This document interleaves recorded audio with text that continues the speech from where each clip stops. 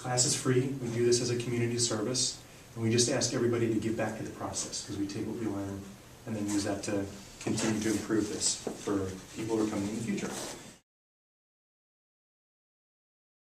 Is there anybody here who owns real estate right now?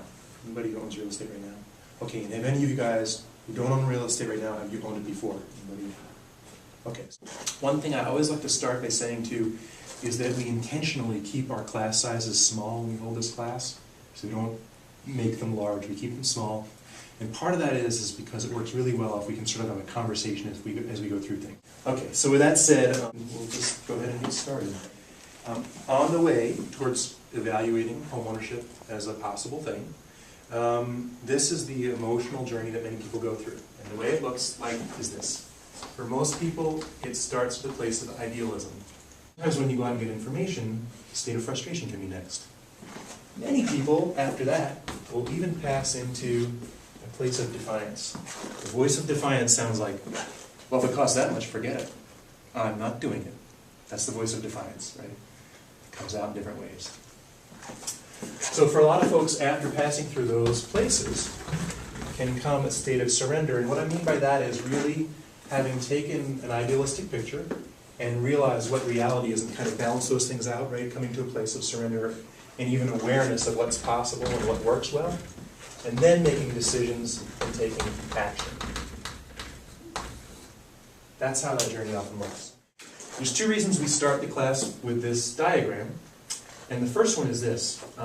This is a really great process to go through. So if you find yourself going through some of these different places, it's really good.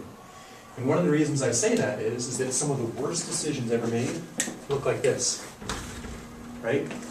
Idealistic, take action, bam, right? Anybody? This is meant to give you guys an appreciation of what's possible, so you're aware of that. Yeah, can I also add that? Are these strategies even for people who have money to put down? Absolutely. Because we have some clients who use the strategies that we're about to show you who have a ton of cash and say, you know what, if I can borrow money at 4.5% that's tax deductible, I want to keep my money. You know, I can do other stuff with it. Again, something that all of you can help with. Great point. Yeah. Great job. Lots of good information. I'll take a piece of chalk. Okay, you're here tonight talking about home buying. I might want to find a good buyer agent to represent my best interest. Well, what's a dual agent? Anybody have an idea what dual agency is? you work for both? Work with both. Okay, so how can that work? We have our consumer notice. We talked about teams, who's on whose team over here. I mean, this agent's working for the seller. This agent's working for the buyer. So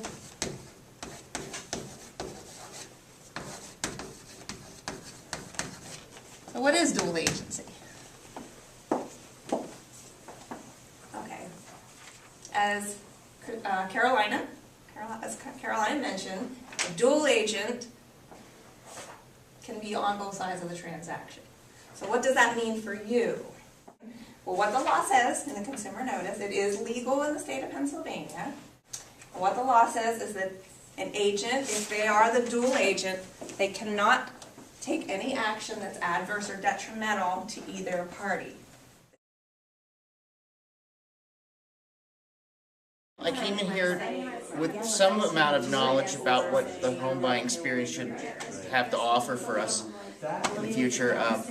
I'm leaving today with a wealth of knowledge, a lot more confident than I came in. Had a lot of questions. They were answered quickly, effectively.